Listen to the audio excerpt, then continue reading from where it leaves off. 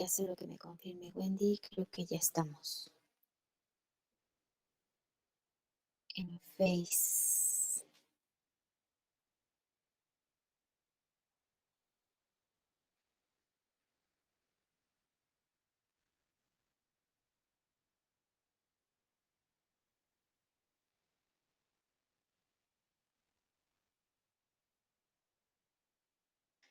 Ya, Wendy, ya estamos. Ah, pues creo que alguien me puede avisar si ya lo encontró en Face, porfa. No, todavía no. Todavía, parece que todavía no está en Face corriendo. Vamos a esperar un poquito. 30 segundos por 8,000. Ah, no es cierto.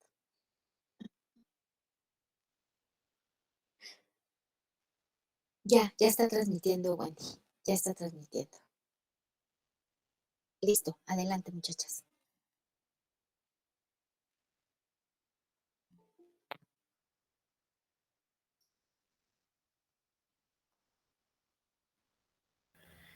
Hola, muy buenas tardes a todos. Estamos muy contentos de tenerlos aquí nuevamente porque esta tertulia ya había comenzado justamente el 28 de noviembre del 2020. Entonces es un placer poder continuar con este pequeño proyecto que nos reúne a la distancia, ¿no? Que nos permite seguir conversando sobre temas y y bueno, hoy en el marco del Día Internacional de las Personas Sordas, pues traemos esta nueva tertulia.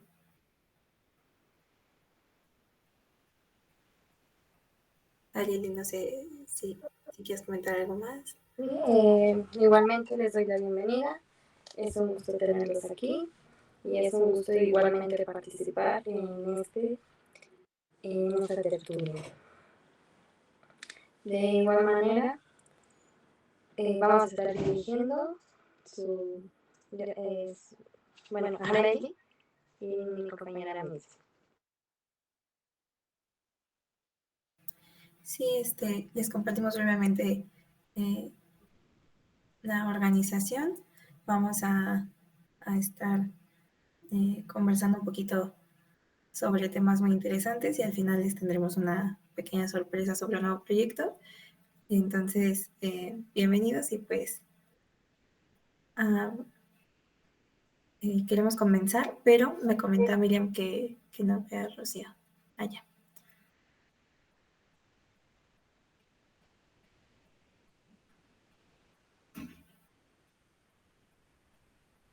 Itzel es quien va a interpretar ahora, por favor, si la pueden fijar para Facebook. Gracias.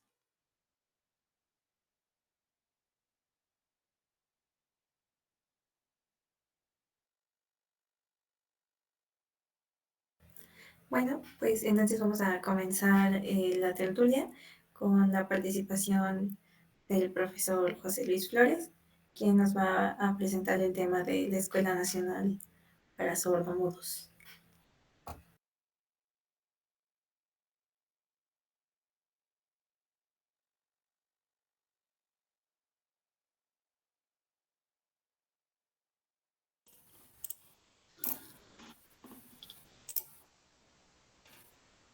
Hola, buenas tardes. ¿Me escucha bien? Sí. Perdón, ¿alguien me puede decir si me escuchan bien, por favor? Sí, Sí, se sí, te escucha. escuchamos bien. Gracias. Bueno, pues muchas felicidades en este Día Nacional de las Personas Sordas que celebramos el 28 de noviembre. Les quiero platicar algo que me pasó haciendo una investigación de archivos que me pidieron mis maestras Alma y Rosalía, de unos estudios que estoy haciendo. Y entonces me dijeron, ve a la fuente original o a la fuente primaria a consultar cosas que quieras saber. Y algo que a mí me interesa mucho es saber la historia de la educación de las personas sordas. Así que me fui a buscar el decreto de creación de la Escuela Nacional de Sordomudos. Me fui al Archivo General de la Nación, que está en la Ciudad de México, y allí pude consultar algunos archivos. Para hoy les voy a presentar algo que encontré en el periódico que se llama El Siglo, o que se llamaba El Siglo XIX. Está en la biblioteca y hemeroteca del Archivo General de la Nación.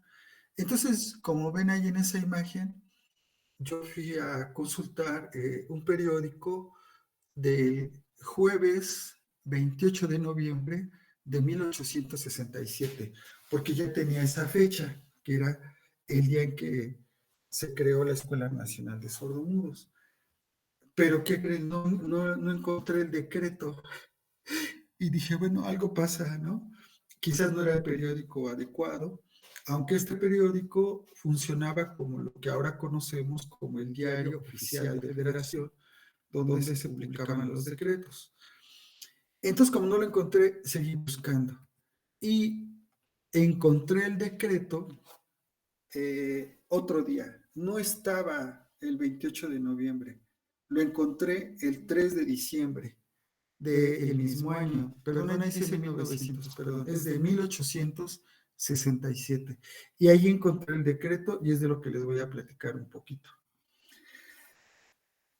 Ahí también tiene una foto del periódico que dice textual. Si encuentran algunas palabras que dicen no se escribe con esa letra o no lleva el acento, así se escribía en ese tiempo. Como ustedes saben, reglas, palabras cambian con el transcurrir de la historia.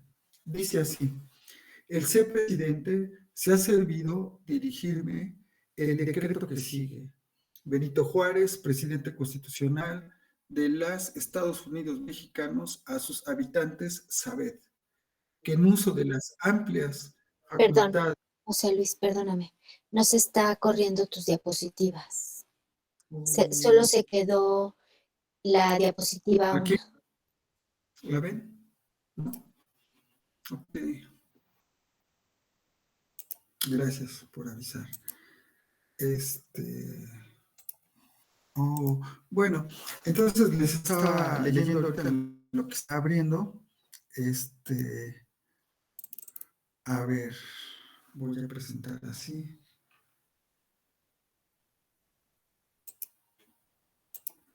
Aunque se ven las de un lado, ¿sale? Mire, ahí se ve. Sí, ya se ve. Ok, entonces decía, este es el edificio donde está el Archivo General de la Nación. Allí fue una cárcel muy conocida como Lecumberri. Actualmente ahí está el archivo. Está muy bonito, muy grande. Y ahí, este es el periódico que encontré. Bueno, que les decía, busqué el 28 de noviembre de 1867, pero no encontré el decreto. Hasta que lo encontré el 3 de diciembre, con fecha 3 de diciembre del 1867. Y ahí el presidente Juárez, en el artículo 1 decía, se establece en la capital de la República una escuela normal de profesores y profesoras para la enseñanza de los sordomudos. Es decir, en el primer artículo de este decreto podemos encontrar que lo que se creaba era, o lo que se establecía, era una escuela normal para profesores y profesoras. Ajá.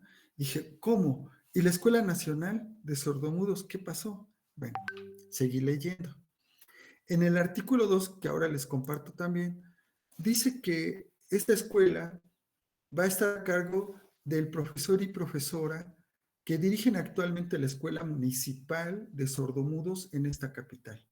Es decir, tenemos dos datos importantes, que ya existían un profesor y una profesora, y que ya existía también la Escuela Municipal de Sordomudos en esta capital. En otro tiempo yo ya había investigado, bueno, ya nos había compartido un historiador que se llama Christian Julian, que al parecer fue como el marzo de ese mismo año que ya funcionaba la Escuela Municipal de Sordomudos. Uh-huh. Y estos profesores y profesores, profesor y profesora, perdón, al parecer eran, bueno, más bien seguro era Eduardo Adolfo Huet Merlo, ese que vemos aquí en la foto. Esta es una foto que tiene la familia Huet en su archivo familiar. La seña de Eduardo Huet es así, así, y con un movimiento así. Todos en la comunidad sorda así lo ubican. Lo interesante es que también había una mujer, profesora. Nos dice el investigador Christian Julian que al parecer era la esposa de Eduardo Huet, que era Catalina Brodeck. Ella era una mujer oyente de alemán que se convirtió también en educadora de sordomudos. Ajá. Lo interesante es que, bueno, en los archivos, documentos, generalmente al único que se menciona es a Eduardo Huet, pero a su esposa no. Luego seguimos con el artículo 2. Dice que estos profesores van a dar lecciones a sus respectivos alumnos, o sea, a los que iban a aprender como profesores y profesoras, ¿verdad? Para que aprendieran en la práctica su profesión. Y además, en las tardes, bueno, tendrían más bien academias nocturnas que iban a ser de hora y media, por lo menos, en la que les explicarían a los aspirantes la parte teórica del sistema de enseñanza. ¿Qué podemos ver aquí? Que en esta institución, en esta normal, lo que se quería era que en la mañana los profesores y profesoras iban a tener práctica, enseñando a los niños sordos, a las niñas sordas, y en la tarde la parte teórica. Eso me parece muy, muy interesante porque es una perspectiva de cómo se formaban los nuevos profesores. Había que estar en la mañana en la práctica y en la tarde la teoría. Miren, encontré esta otra foto de docentes de la Escuela Nacional de Sordomudos. Esta es una foto de 1895. Y algo que es muy interesante es que ahí está de pie el sexto hombre, de los que están de pie, de izquierda a derecha o de derecha a izquierda, es igual. Ese que está en medio es Adolfo Pedro Huet Brodeck, hijo de Eduardo y de Carolina. Entonces, al parecer, este Adolfo Pedro Huet, según también nos lo comentan los historiadores, es que él también fue profesor, él era oyente, fue profesor durante muchos años, creo que 30 años fue profesor en la Escuela Nacional de Sordomudos, pero a él casi no lo reconocemos. Lo que piensan algunos, como Leonor Segura, como Alejandro Oviedo y Christian Julian, ese como la figura de Eduardo Huet era tan grande, entonces la esposa o el hijo, pues no eran tan importantes y no se registraba en la historia, ¿no? Uno puede tener sus propias ideas, inferencias de por qué no aparecen, ¿no? Y yo creo que ahí hay algo bien importante, entonces, que es lo que les quiero compartir en esta primera parte. Que la investigación en archivos, poder ir a los documentos, encontrar estos decretos, pues nos ayudan a entender muchas cosas, ¿no les parece?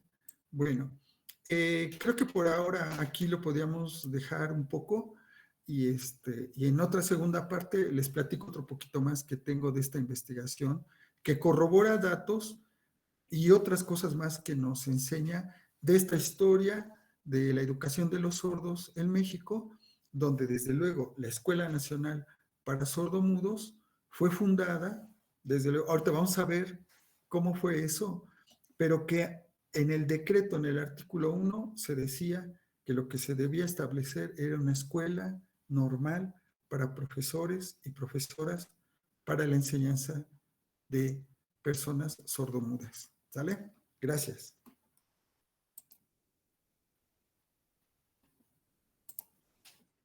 Muchas gracias, profesor, por su participación. Bueno, pues ahora seguimos con nuestros compañeros Alejandro Peralta y Miriam Perlita Pastrana Hernández en una pequeña entrevista.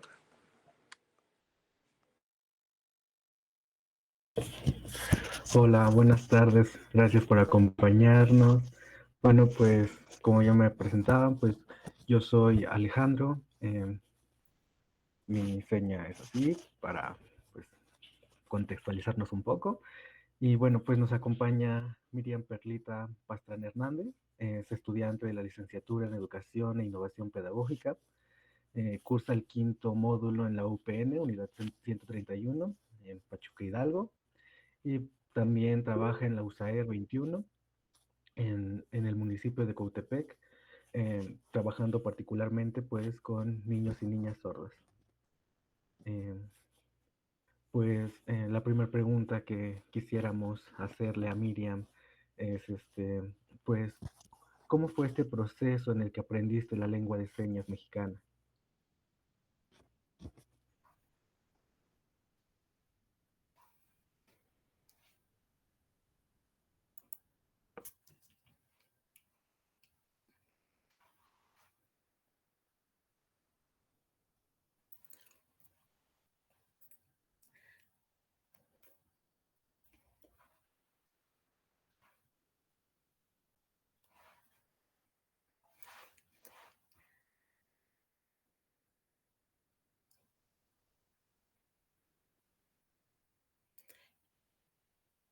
Yo inicié aproximadamente a los 14 años, pues pequeña. Fue la primera vez que conocí a una persona usuaria de lengua de señas. Yo vi y pues empecé como a tener esta curiosidad, aunque mis papás me decían que no, que forzosamente tenía que ser oralizada y hablar. Entonces, pues fue un poco de confusión. La verdad es que escondidas yo empezaba con este amigo a continuar aprendiendo poco a poco lengua de señas. Después, pues ya, entendí la postura de mis padres y los dejé.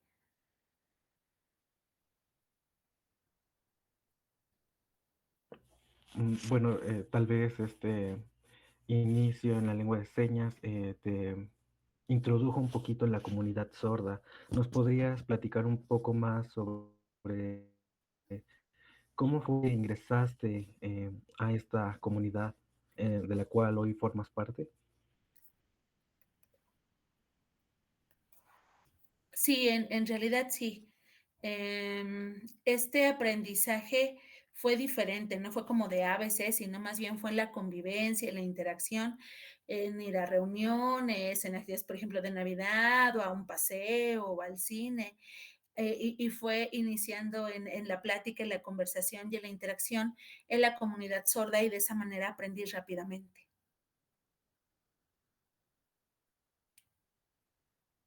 Eh, Nos mencionas espacios comunes donde participabas y bueno, particularmente quisiera preguntarte sobre cómo ha sido tu experiencia dentro de esta formación educativa que has tenido.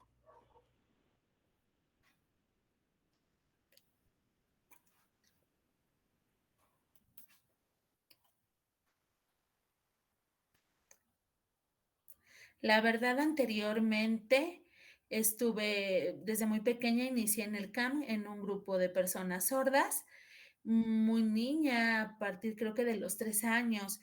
Posteriormente, a los 5 años, por decisiones de mis padres que no estaban como a gusto con la lengua de señas, me cambian a la terapia de aprendizaje con un terapeuta, una maestra que de alguna manera me forzaba a iniciar en una escuela solo de oyentes. Yo era la única persona sorda con la intención de aprender a hablar. Mis papás, pues les gustó esa propuesta, iniciamos, ingresé al jardín de niños.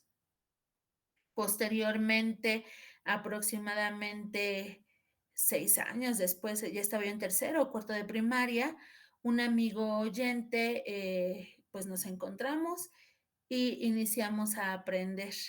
Él funcionaba como mi monitor, se sentaba junto a mí, él me avisaba de las cosas, yo copiaba sus apuntes y era la persona que me iba ayudando y terminamos primaria y seguimos en secundaria. Él me pasaba sus trabajos y demás hasta que concluí la secundaria. Después de la secundaria intenté entrar a un CECATI, ahí aprendí como cuestiones de cultura de belleza y demás. No tenía la oportunidad de la accesibilidad a la educación preparatoria. Entonces, pues decidí ahí aprender esa parte. Sí me gustaba, aunque pues el aprendizaje fue poco y la verdad es que tenía dificultades y me confundía mucho desde el aprendizaje a partir de la oralidad. Estuve ahí más o menos 2 años. Después regresé a casa y estuve en casa mucho tiempo. Una maestra, una ex maestra de educación especial, que también fue mi maestra, me mostró un aviso, un flyer del CAED en Pachuca. Entonces yo tuve mucho deseo, se lo mostré a mi mamá, ella estaba un poco indecisa, también no quería soltarme, había mucho cariño y para ella yo era su bebé y había estas dificultades de independencia para viajar a Pachuca, hasta que la pude convencer y mi mamá aceptó y me dio esa oportunidad. Entonces fue cuando vine de manera presencial aquí a CAER, vi que los maestros eran usuarios de lengua de señas, que tenía yo compañeros sordos, maestras sordas, y para mí fue súper grato, me emocioné mucho, me gustaba mucho CAER, ahí aprendí muchísimo, sí fue mucho tiempo, pero la realidad es que mi pensamiento y mi aprendizaje avanzó y después concluí la prepa. Aunque yo dudaba en intentar la universidad, entonces de ahí pues me casé y hice como mi vida personal, seguí trabajando y pues así continuó. Algunos compañeros de mi trabajo de la USAER 21 y también algunos maestros de la UPN y pues también mis compañeros que también han estado ya en UPN, ex compañeras sordas, me decían, ándale, ándale. La verdad es que yo decía, es muy complejo, me agobia, es cansado estar haciendo el viaje y estuvieron hablando conmigo hasta que me convencieron. No tuve la oportunidad de hacerlo en presencial, entonces pues yo me decidí por la licenciatura en línea de innovación y pues sí, ha sido complicado, ha sido triste, sobre todo los videos o las cuestiones, las actividades que tienen que ver con música, que no tienen subtitulaje, eso me genera mucha frustración. Necesito el apoyo del intérprete, de la traducción, y también con las asesorías, en ir explicando como las actividades y demás, ha sido muy complicado, requiero mucho el ayuda, el apoyo de los subtítulos, por favor, es indispensable para mí.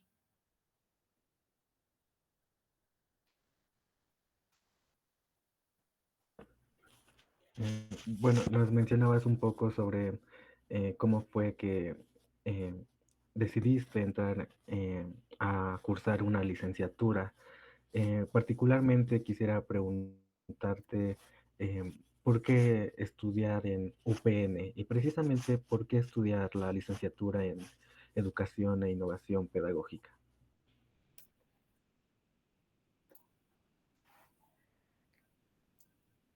Porque es esta parte de poder hacerlo vía remota, ya que yo estoy en Tulancingo y si no tendría que estar viajando a Pachuca y eso me genera mucho gasto. Aquí en la sede de Tulancingo pues no hay intérpretes, los intérpretes están en Pachuca.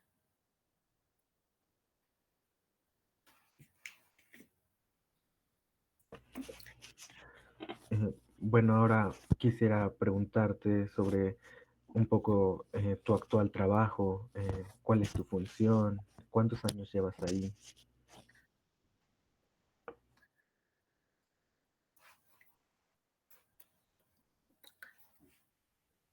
Ok, bien.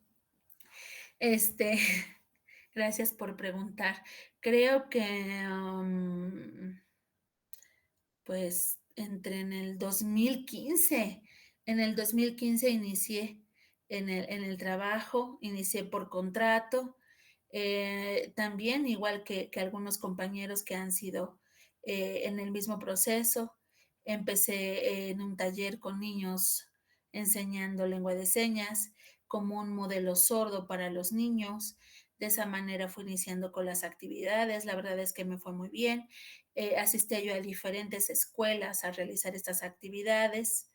Bueno, eso seguía haciendo. Después, cuando llegó COVID, fue muy complejo por la señal de internet y demás, el trabajo vía remota. Y ahorita que ya regresamos al presencial, la verdad es que soy muy feliz de poder volver de manera presencial con los niños. Es distinto ahora con los proyectos, las escuelas y también con los maestros. La mayoría de los maestros se interesa mucho en los cursos de lengua de señas y eso es gratificante, es muy bueno en mi trabajo.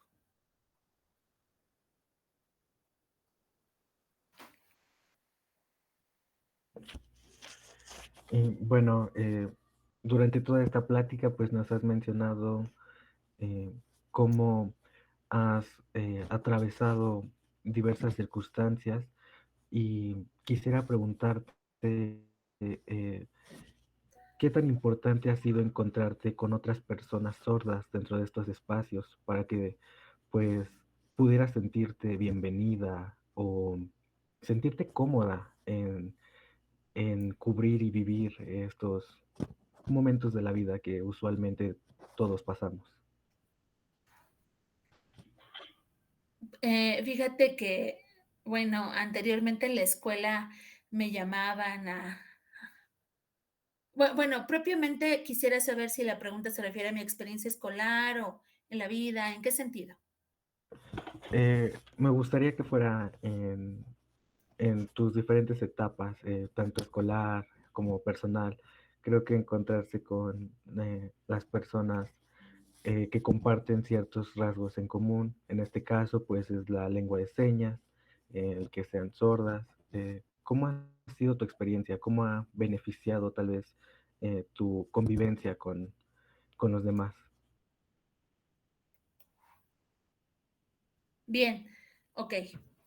Am, Pues yo ya grande, ya más grande, tuve esta interacción con niños sordos y los niños a veces dicen que quieren renunciar a la escuela, que no les gusta la escuela, que es difícil escribir y yo comparto mi experiencia y lo difícil que ha sido mi experiencia en CAED, que en CAED pude aprender más cosas, que ahorita puedo estar en la universidad y les comparto esa parte con la intención de que ellos se motiven y que ellos también tengan como estos objetivos de vida y puedan alcanzarlos, poder animarlos a que también puedan hacer estas cosas. En otro ámbito, bueno, cuando concluí el CAED, yo igual pues iba a otros lugares y decía, bueno, tú eres sordo, tú también puedes. Y algunos me decían, es que es complicado, sí quisiera, pero bueno, básicamente es eso.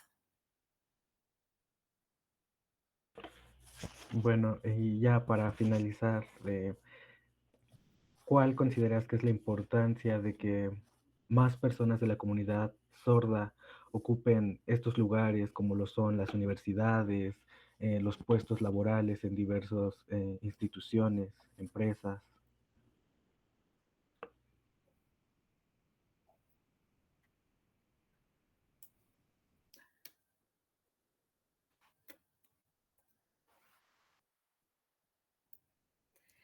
Yo creo que es muy importante poder ingresar, por ejemplo, a la universidad, ¿no? Esta parte en la que en mi experiencia pues me animaron siendo una persona sorda y pues la verdad es que la universidad, antes veíamos a las personas como, ay, pobrecitas, no pueden, que salgan de estos lugares. La realidad es que no, las personas sordas somos fuertes.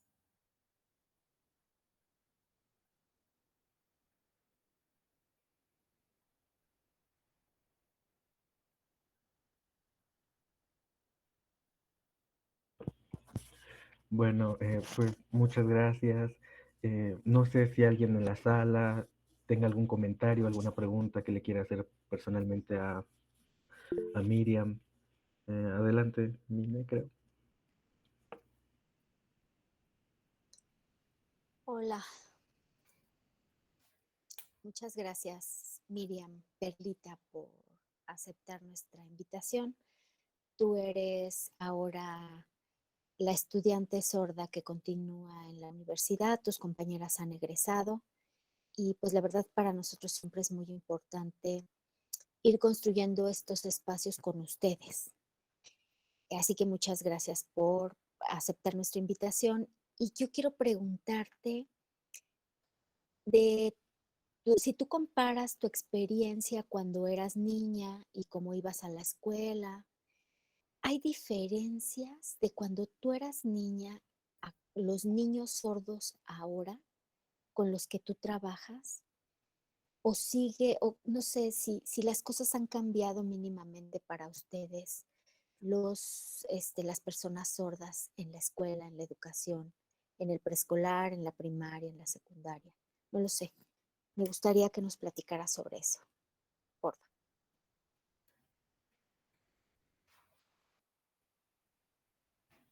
Sí, bueno, gracias por preguntarme. Creo que es una excelente pregunta. La verdad es que antes, cuando yo estaba, recuerdo en el CAM, en Tulancingo, la lengua de señas, pues no, estaba prohibida. Le decían que lengua de señas no, era el manas de la mano, teníamos que hablar y era algo obligatorio. Con el paso de los años, ahora es que los maestros han como abierto los ojos, han empezado a hacer otras cosas. Y por ejemplo, desde donde yo trabajo, en la USAIR en educación especial, pues algunos de mis ex maestros o mis compañeros ahora, algunos se han acercado y lo han comentado, ¿no? Y han aceptado esta necesidad y la importancia de aprender lengua de señas y por eso se integran a los cursos y de enseñárselo a los niños. La verdad es que ha cambiado mucho.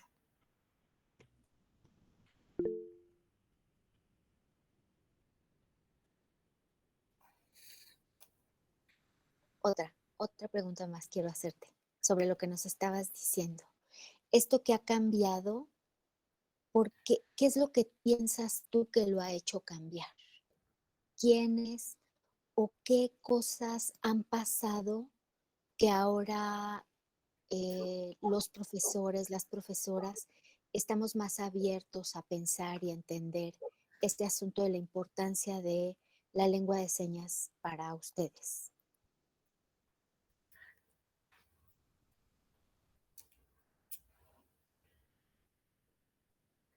Yo creo que la verdad, no, bueno, es mi opinión personal. El aprendizaje de la lengua escrita pues no nos ayuda, es como esta barrera que nos cierra la mente. Y desde la parte visual, este cambio visual de la lengua de señas a través de imágenes y demás, nos permite generar como estos vínculos para poder aprender y después llegar a la escritura. O sea, si partimos primero de esto, la escritura mejora muchísimo a diferencia de cómo era antes.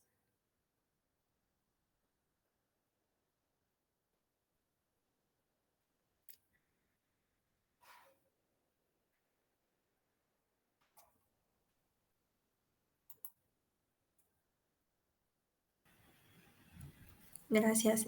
Igual en Meet, Alejandra Garduño Mendoza nos comparte una pregunta.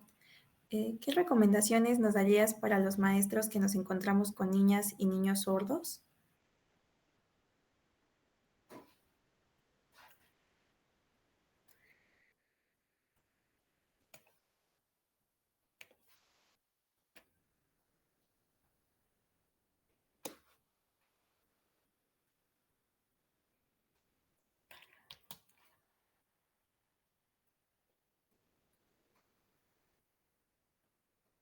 Ok, brindarles consejos. Ok, bien. Yo como persona sorda y pues viendo también la experiencia de otras personas sordas, como esta parte de saber que la lengua de señas es el idioma el poder tener una persona intérprete que nos acompañe, con la que podamos tomar acuerdos. Por ejemplo, que si el intérprete igual tiene ahí errores, poderlo corregir y de tener siempre este acompañamiento, que la persona sorda no esté sola.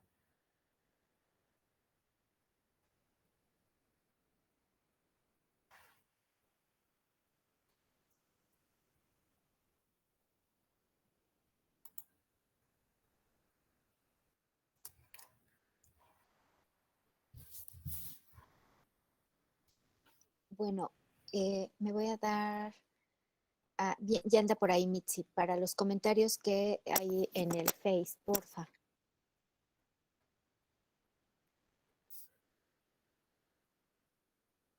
Sí, bueno, en Facebook nos comparte Cristal, excelente participación y actividad. Y también Pelcho Vargas dice, es una excelente maestra Perlita. Ella me enseña lengua de señas mexicana. Y Areli igual nos va a compartir los comentarios de aquí de Meet. Sí, de igual manera tenemos un comentario de la actividad del profesor José Luis, de Edgar Salazar Ramírez, que dijo que gran indagación para visibilizar la historia perdida de la original Escuela para Sordomudos. La escuela que no pudo ser, pero que debió ser, y debería estar cumpliendo más de un siglo en México. De igual manera, Alejandra Garduño dice que gracias.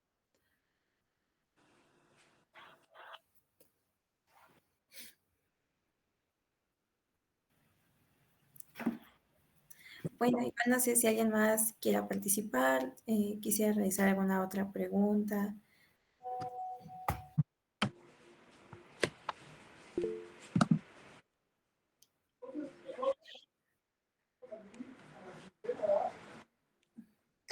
Carlita levantó la mano.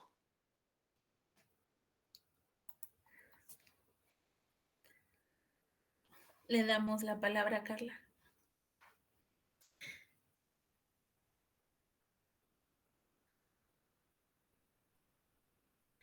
¿Tus padres han tenido alguna sugerencia de vida o han permitido esta libertad? En realidad es que cuando era niña, pues sí, era como esta parte de ser oralizada, como de una manera forzosa. Con el tiempo, pues han abierto y han descubierto la importancia y me han dado esta independencia de usar la lengua de señas o oralizar en casa con mi familia, y a veces incluso puedo usar la lengua de señas o ambas cosas en casa. Entonces tengo esta libertad. Oh, entiendo, gracias. Bien.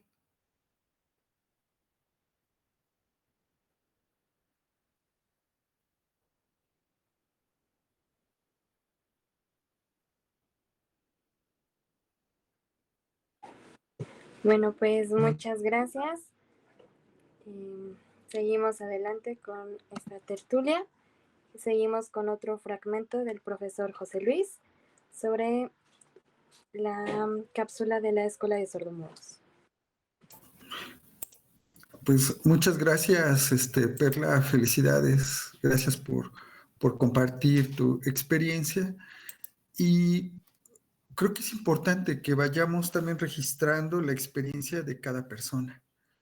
Entonces yo les estoy presentando la historia de la Escuela Nacional de Sordomudos, pero también es muy importante que vayamos escribiendo, grabando en videos la historia de las personas sordas, ¿no? Creo que es muy importante que lo podamos hacer. Así que esto, Miriam, es muy importante, de verdad es muy importante la historia de cada una de las personas sordas, en este caso que nos interesa, que es cómo ha sido su educación.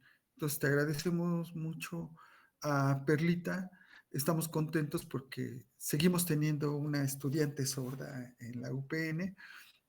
Esperamos que lleguen más estudiantes sordas. Por ahora, toda nuestra atención con ella. Estamos atentos. Muchas gracias. Bueno, voy a platicarles otro poquito de la Escuela Nacional. Ahí les voy.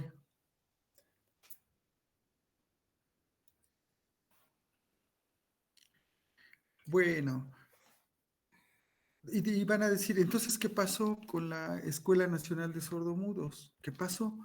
Si era una normal para profesores y profesoras. Bueno, en el artículo 14 del decreto de creación se dice que esta escuela municipal, que recuerdan, antes pertenecía al municipio, digamos, a la Ciudad de México, también ahí se iba a establecer la escuela para normal, digamos, la escuela normal de profesores, para profesores y profesoras, pero que también a partir de ese momento tendría el nombre de Escuela Nacional de Sordomudos. Y todos los gastos se harán a cargo del gobierno federal, ¿no? Entonces, ¿qué es lo que vemos? Que realmente se crearon dos instituciones, la Escuela Normal para Profesores y la Escuela Nacional de Sordomudos.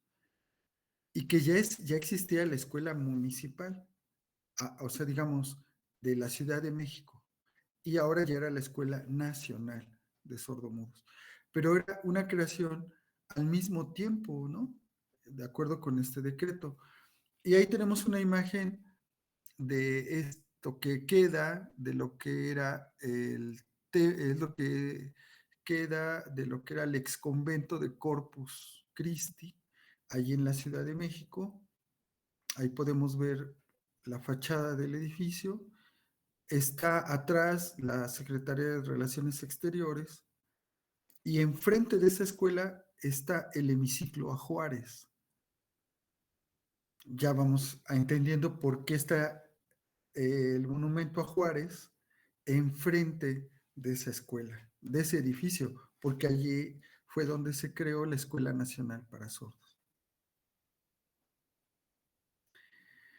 Y quiero comentarles también esta otra parte, que a mí me parece súper, súper importante, que es, se las voy a poner así, a ver, hacia ahí la ven mejor.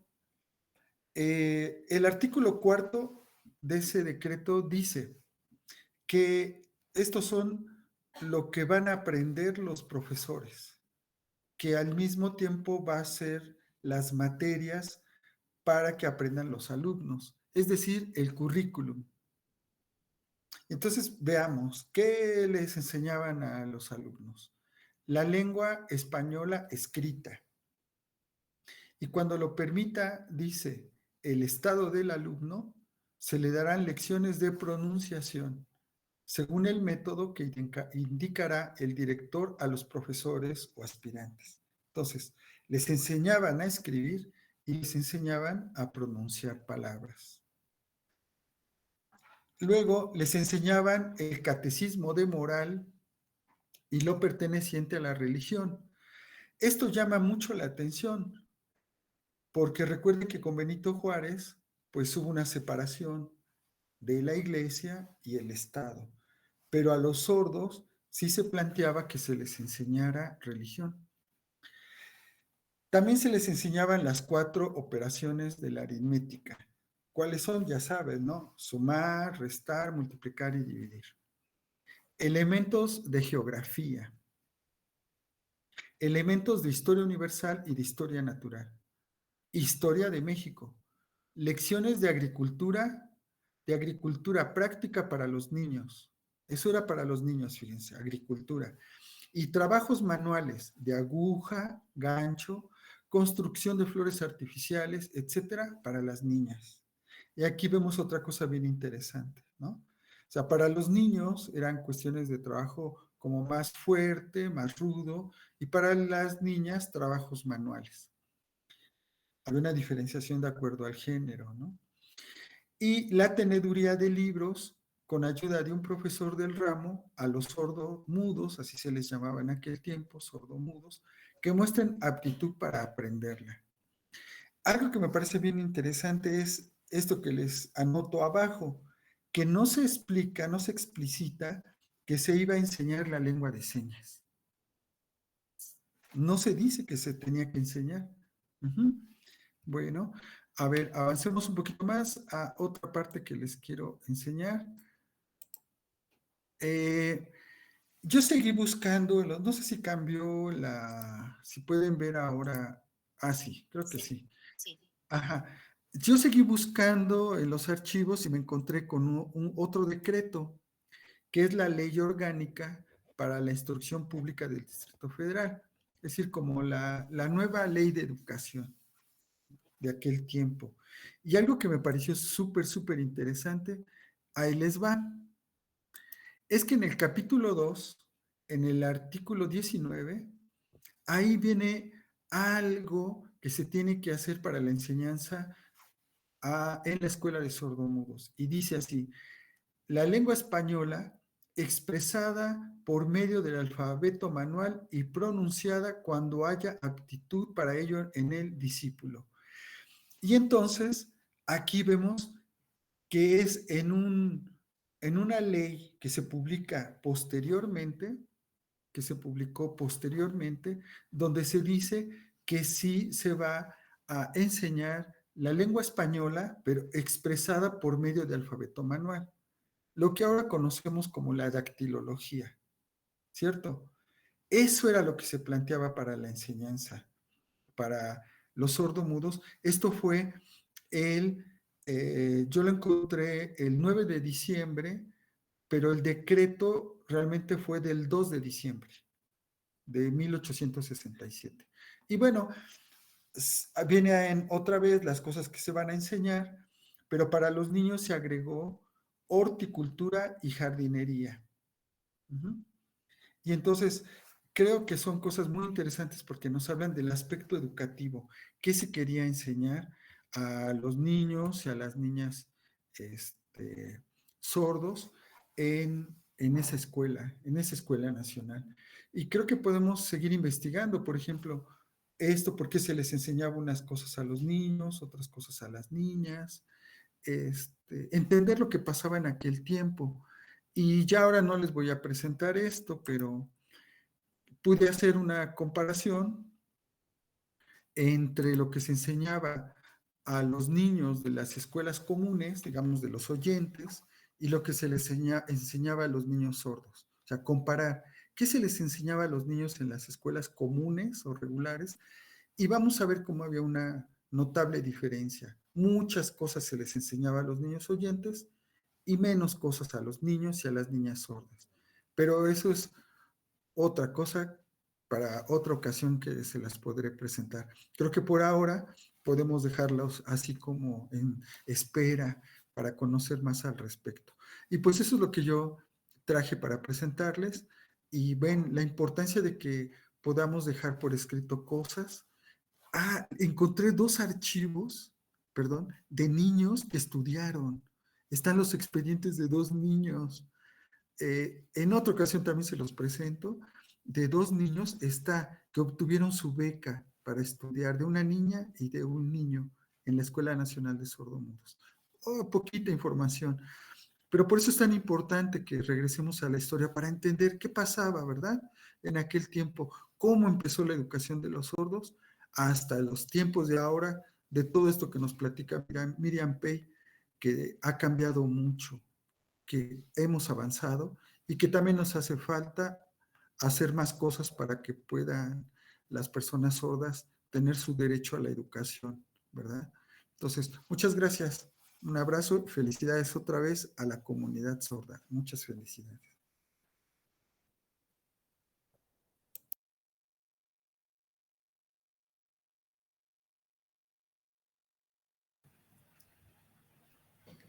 Gracias.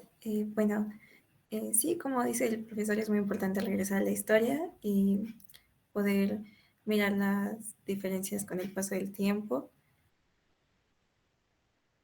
escuchar la historia personal de vida de cada persona también nos ayuda a verlo desde diferentes contextos, ¿no? Entonces creo que eso también es muy importante y agradecer pues esta investigación que realizó el profesor José Luis y que ahora tan emocionado nos comparte. Es un gusto. Y pues quisiéramos, mi compañera Arely y yo, invitar a los que están otra vez aquí acompañándonos, si tienen dudas, si tienen preguntas, algún comentario, también vamos a hacer un y abrir un pequeño tiempo para el cambio de intérprete y, y a leer nuevamente los comentarios que hay en Facebook. ¿Sí? Ok.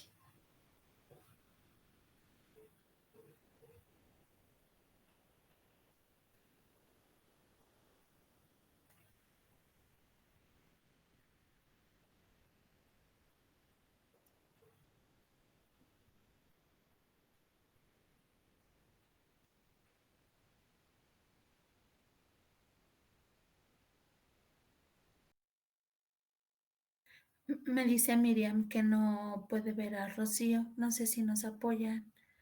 Porfi. Wendy chula. A ver qué habla. Rocío, a ver, habla un poco para ver si te activa, si te puede identificar. Ya la Sí, ve. me acaba de decir que ya me puede ver. Ya, perfecto.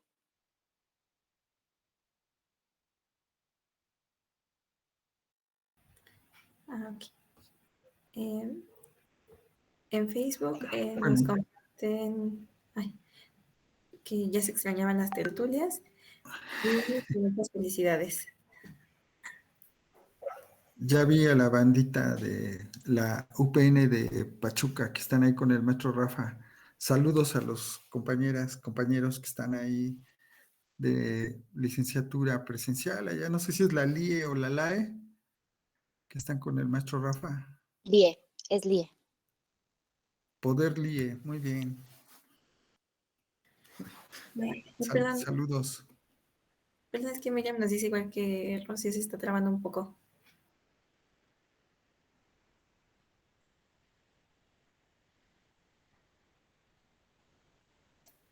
Sí, se traba su transmisión de Rosy.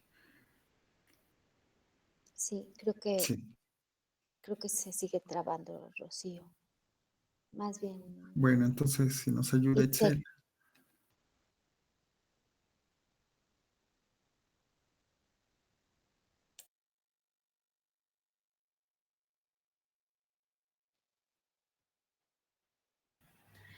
Ok. Bueno, en caso de que no hubiera más comentarios por el momento, nos gustaría igual dar el espacio para que Minerva nos presente el nuevo proyecto que va a comenzar, que es la inclusión que nos toca. Hicimos un pequeño video, que es lo que vamos a compartir.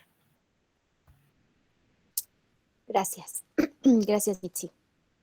Bueno, miren, hoy precisamente ya decían Areli y Mitzi que un 28 de noviembre de 2020, en plena pandemia, echamos a andar este proyecto de la tertulia, la inclusión en apuros. Y bueno, estuvimos con este proyecto más o menos como un poco más de un año, una tertulia al mes. Y bueno, ahora traemos ya desde hace un tiempo atrás, hemos venido trabajando en un nuevo proyecto de elaboración de contenidos para seguir pensando y discutiendo sobre esto que llamamos inclusión. La inclusión que es, pues por supuesto, un asunto de discursos instaurado en la política, ¿no? En la política educativa, en la política pública general, pues el asunto de la inclusión, pues tiene ya más de una década, ¿no? Bueno, venimos de la integración educativa y luego prontamente empezamos a hablar de inclusión. Se han generado proyectos y también en el ámbito de la academia se ha abierto la discusión, se ha seguido discutiendo al respecto de esto, qué es la inclusión, por dónde, cómo hacer procesos inclusivos, cómo construir aulas, escuelas, instituciones de salud, en fin, que la sociedad sea inclusiva. Y la intención de nosotros con esta tertulia que llamamos la inclusión en apuros, siempre fue como seguirnos preguntando qué es la inclusión, qué sentidos, qué significados podemos ir construyendo al respecto de este asunto de la inclusión. ¿Qué hacemos? ¿Cómo hacemos la vida juntos? Que finalmente eso es nuestra intención, pues seguir preguntándonos sobre cómo hacer la vida juntos, juntas.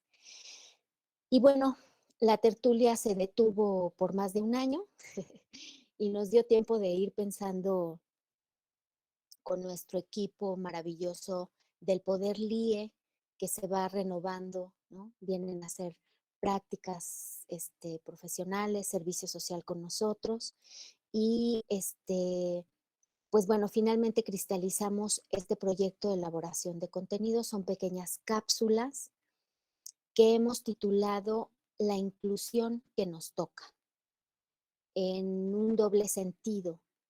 Pensar la inclusión como la inclusión y el encuentro con otros, con otras, que nos toca el cuerpo, que nos sacude, que nos interpela en ese sentido. La llegada de otro, de otra, con su cada unicidad, con nosotros mismos allí de frente, rostro a rostro, pues nos toca, es esta posibilidad de ser tocados corporalmente y tocar la existencia también. Y en este sentido de, si alguien me toca, ¿no? Tocar el cuerpo, si yo toco a alguien, le toco el rostro a alguien, al mismo tiempo soy tocado por ese otro, ¿no?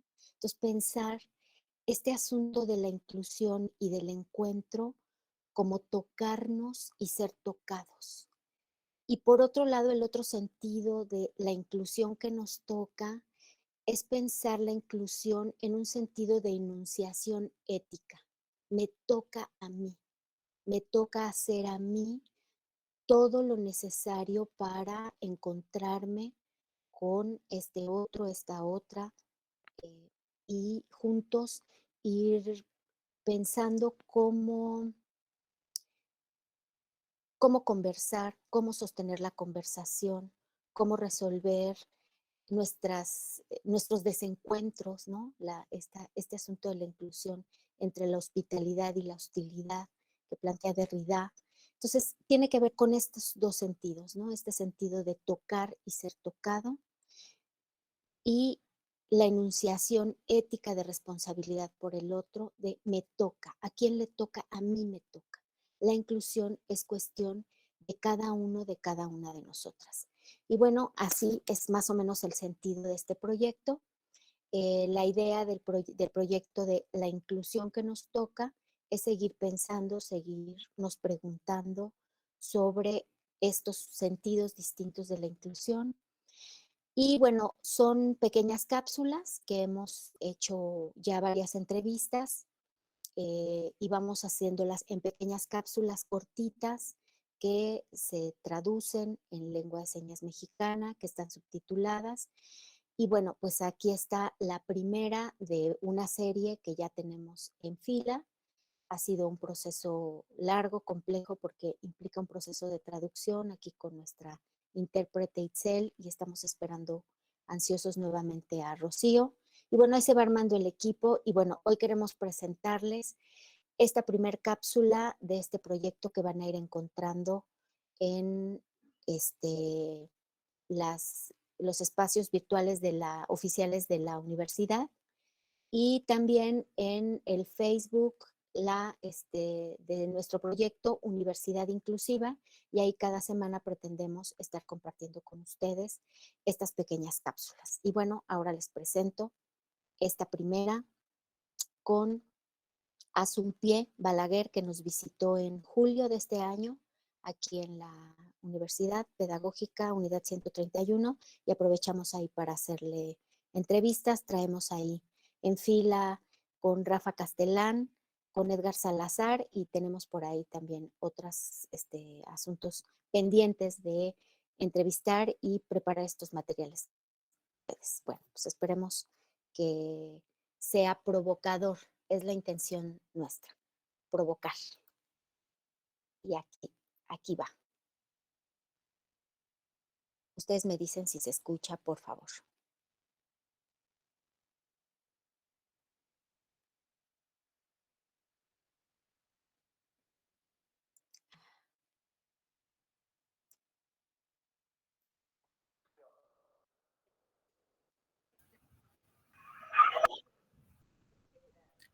No se oye.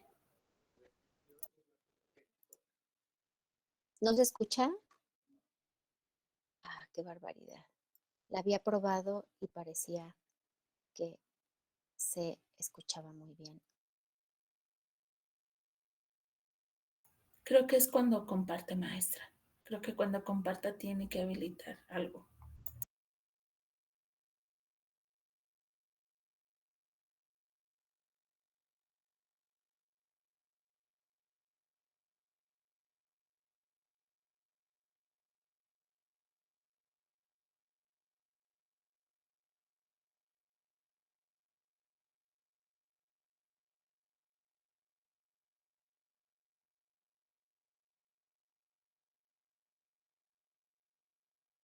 No se escucha.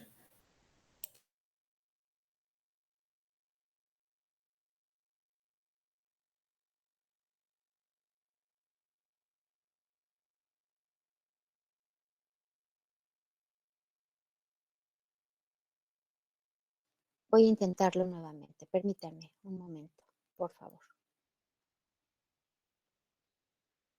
Mientras, José Luis, ¿por qué no sigues platicando un poco de este sentido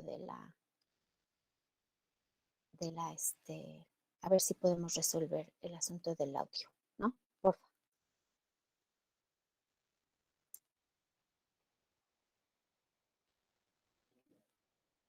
Se ve.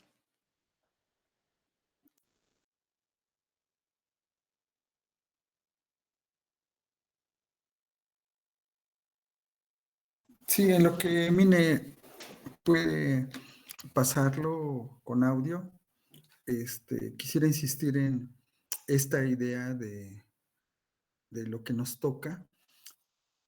Fíjense que los sentidos que tenemos, cada uno es muy interesante. El sentido de la vista, el sentido de la audición, del gusto, del olfato, que nos permiten conocer el mundo, ¿no? De entre todos los sentidos, el sentido del tacto es bien interesante porque cuando yo toco a alguien, yo también soy tocado, ¿sí? O sea, yo puedo mirar a alguien, por ejemplo, puedo mirar a alguien y no necesariamente esa persona me está mirando a mí. Estamos lejos, ¿no? Pero cuando yo toco a alguien, el momento en el que yo toco, yo también soy tocado, ¿sí? Y por eso nos gustó mucho la idea, ¿sí? A ver si ya se escucha aquí con Mine. Todavía no. Tal vez si dejas tu micrófono abierto, ¿no?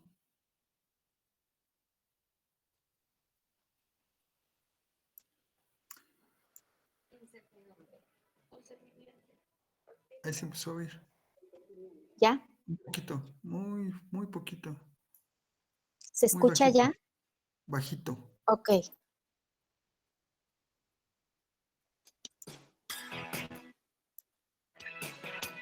Inclusión, Interpelación, Incertidumbre. consentimiento, generar, acontecimiento, la inclusión que nos toca.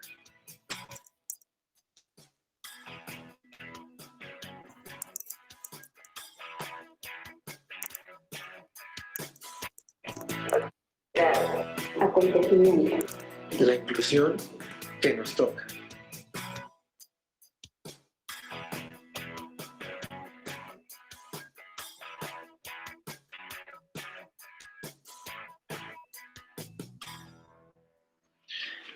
Gracias, Asun, por estar con nosotros. Estamos inaugurando contigo un programa de cápsulas que se llama La inclusión que nos toca. Y pues es un verdadero honor que seas la madrina de estas cápsulas. Y pues vamos a empezar.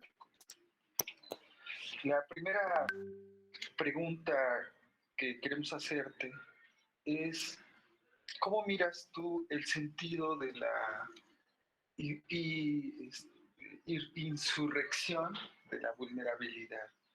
¿Qué hay atrás de esta idea como de resistencia? Pero, ¿cómo entendemos entonces la vulnerabilidad?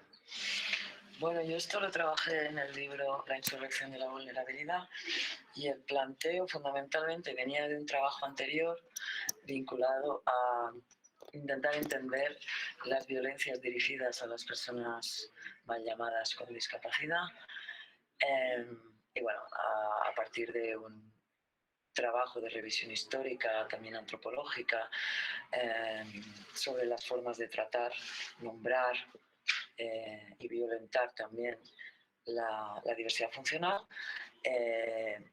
llegué a la conclusión que justamente a las personas con diversidad funcional o discapacidad no se las rechaza por su diferencia, sino por alumbrar una verdad o ponerla sobre la mesa. Y esa verdad tiene que ver con la fragilidad, la caducidad, el límite. Es decir, que de alguna manera muchas violencias dirigidas contra estos grupos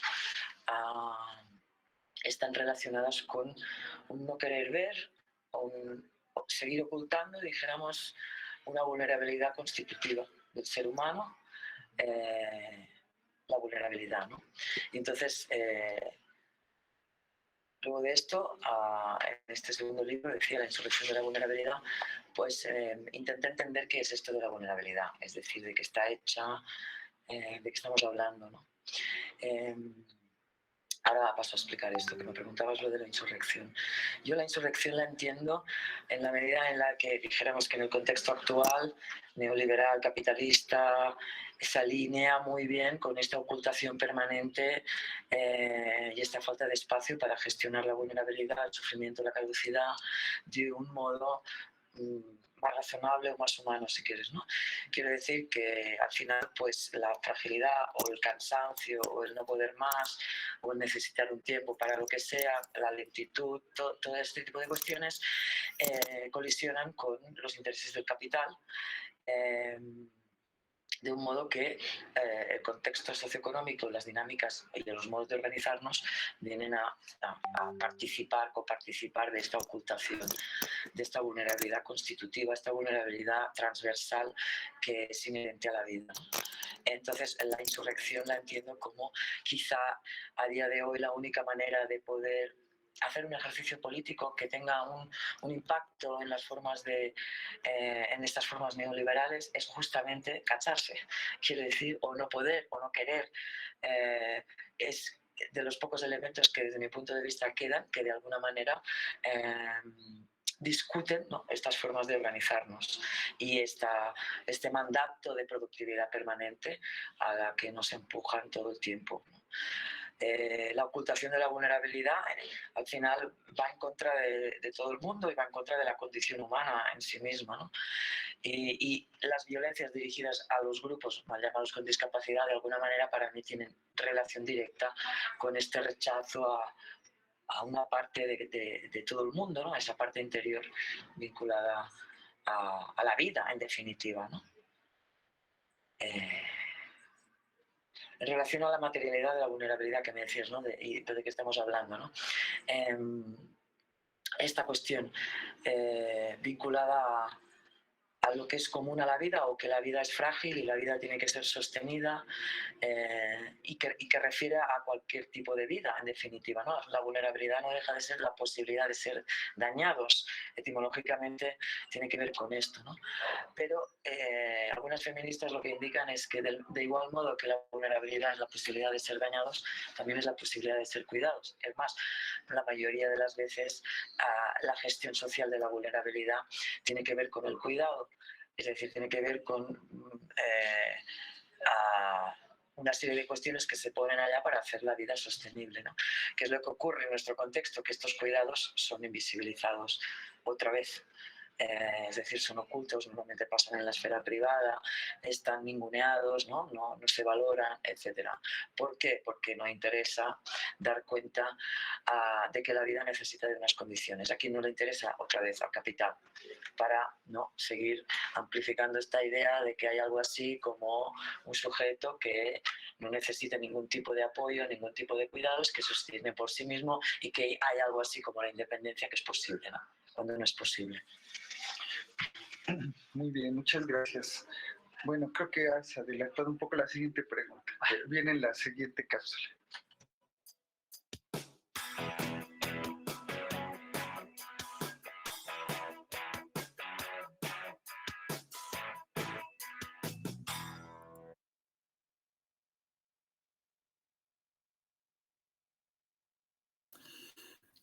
Bueno, pues la tecnología nos hizo de las suyas otra vez. Ay, perdón, se estuvo congelando la imagen, no jaló el video como queríamos. De hecho, me tocaba a mí pasarlo, pero no jaló mi máquina. Hemos perdido práctica. Disculpa. Pero la idea es que sean videos donde son temas complejos, es para, digamos, personas que estamos interesadas en la discusión del campo que le llamamos de la discapacidad o de la mal llamada vulnerabilidad, etcétera, o entendidas de ciertas maneras y ponerlas a discutir, ¿no? La discapacidad, la vulnerabilidad o la diversidad funcional. Sí, son cuestiones duras, conceptualmente pesadas, pero que podamos discutirlas también. Y por eso el ejercicio de la traducción, que nos dimos tiempo para que en discusión y nuestras intérpretes, con Rocío y con Itzel, revisar otra vez y revisar para que podamos hacer una traducción, ¿verdad? Que nos demos tiempo de revisar de qué se trata lo que están diciendo nuestros entrevistados y hacer un trabajo, digamos, con la misma complejidad que tiene el uso del español que hacen nuestros invitados, a una complejidad también en lengua de señas mexicana. Y luego darle el espacio también visual, que la intérprete pueda mirarse, ¿no? En un recuadro grande, con buen espacio, y el trabajo también de nuestros compañeros, compañeras, en hacer el subtitulaje para que nos pueda acompañar también, ¿no? Con la lectura. Entonces, es el camino hacia la accesibilidad, ¿no? Que podamos presentar materiales que puedan cumplir cada vez más con esta posibilidad de que les llegue a más personas, independientemente de su condición, ¿no?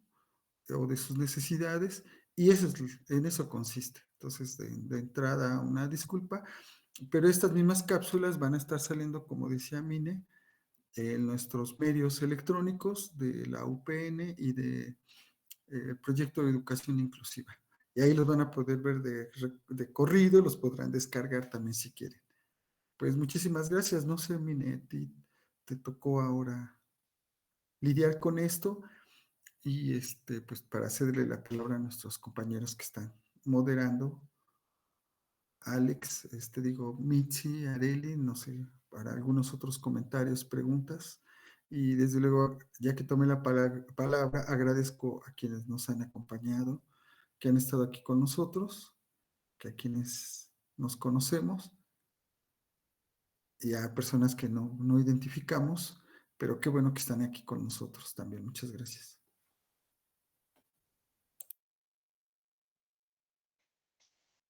Bueno, pues solamente qué tiempos aquellos, ¿verdad? Donde no tenemos otra opción en pandemia más que estos medios, pero bueno, y miren, particularmente el Día Nacional de las Personas Sordas, para nosotros en la UPN Unidad 131, es muy importante porque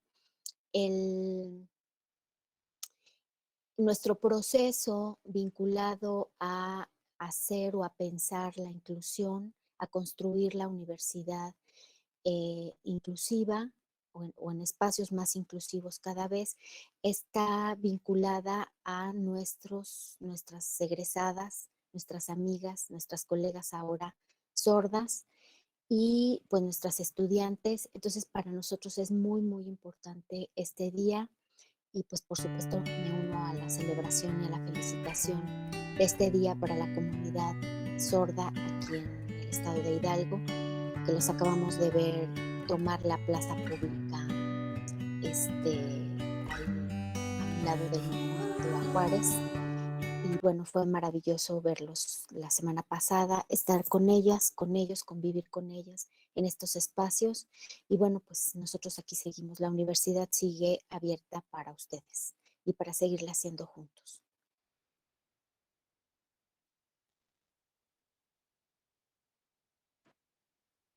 Pues muchísimas gracias, Mine y José Luis, por mostrarnos este proyecto que se está haciendo y que seguirá en camino. Bueno, pues al parecer ya nadie quiso comentar ni en Facebook ni aquí en Meet, pero pues nuevamente les volvemos a dar la invitación de que si tienen alguna duda, alguna pregunta, adelante. Y pues seguimos con nuestra participación de nuestra directora, Marisol Vite Vargas. ¿Sí? Sí. Muchas gracias. Buenas tardes a todas y a todos. La verdad es que es muy grato volver a este espacio que el proyecto de Universidad Inclusiva desarrolló en esta unidad 131 de la Universidad Pedagógica Nacional. Areli, Alejandro, Mitzi, muchas gracias por esta excelente tertulia. Nos han presentado ustedes el trabajo que cotidianamente desarrollan en nuestra casa de estudios para construir justamente un ámbito que nos permita convivir de la mejor manera. Muchas gracias a los tres. Y la verdad es que me resultó muy grato también escuchar esta parte de la historia de vida de Perlita, de Miriam Perlita, a quien por supuesto saludo con mucho gusto, con mucho afecto, porque el tener este acercamiento con nuestros estudiantes desde la perspectiva biográfica nos permite reconocernos en esta lógica de formamos parte de una gran comunidad y la distancia no nos detiene para poder reconocernos. Muchas gracias, Perlita, por compartir esta parte de la biografía. José Luis, bueno, creo que el acceso al Archivo General de la Nación en este ejercicio de recuperación de la memoria histórica con respecto a la comunidad sorda, también es un elemento que enriquece la discusión, ¿no? Cómo, y un poco en esta pregunta que hacía, si no me equivoco, Mine, a Perlita, ¿no? Cómo han cambiado las cosas en esta larga trayectoria de la atención a la comunidad sorda en los espacios educativos, ¿no? Cómo combinar estos documentos que están ahí planteando la forma en que se fueron configurando las políticas públicas, la fundación de instituciones, etcétera, y esta vivencia de quienes integran la comunidad sorda. Creo que ha sido muy grato. Y bueno, volver a ver a Sun, aunque sea en este video, pues también nos permite recrear estos elementos que aporta a la discusión y que en algún momento yo señalaba nos permiten repensar la posibilidad de cómo establecer estos vínculos que creo que si algo me ha enseñado el proyecto de universidad inclusiva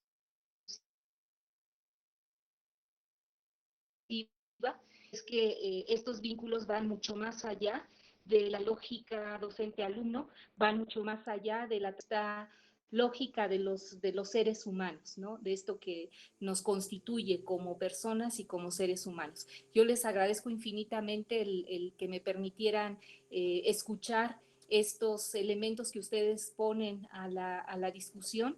Esta tertulia sin duda nos vuelve a colocar en la posibilidad de encontrarnos de una manera distinta, amorosa. He escuchado mucho esta palabra últimamente y creo que aplica para el espacio que ustedes han construido.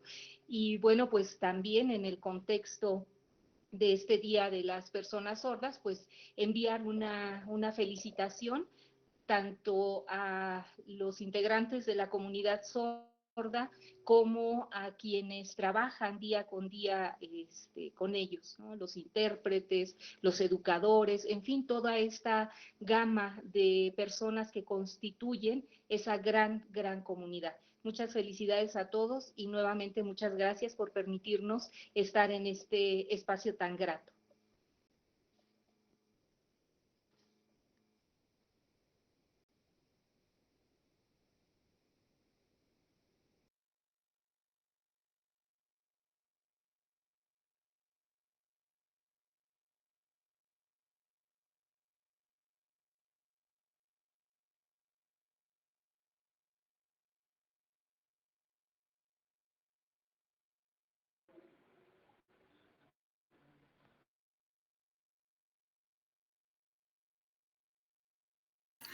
No sé si tiene problemas de audio para conectar su micrófono, Mitzi, Areli.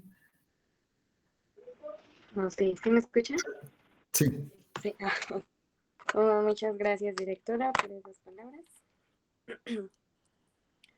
Bueno, pues ya para cerrar esta tertulia, quisiéramos agradecer a todos y agradecer a nuestro compañero Alejandro Peralta, porque hoy es su cumpleaños, justo en el Día Internacional para las Personas Sordas. Feliz cumpleaños, también hace su cumpleaños. Muchas gracias, muchas gracias.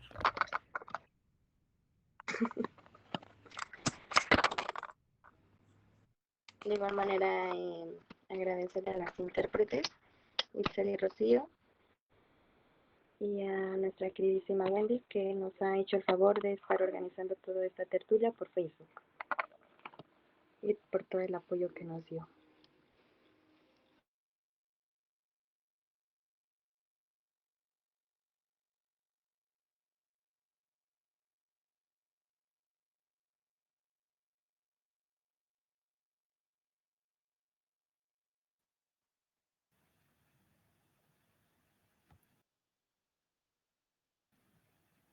Creo que Rafa va a participar. Vamos a esperar su participación.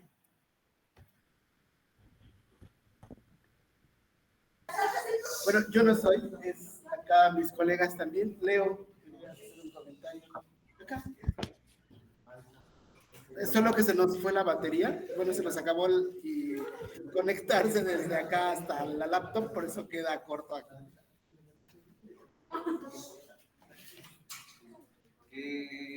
Qué padre está.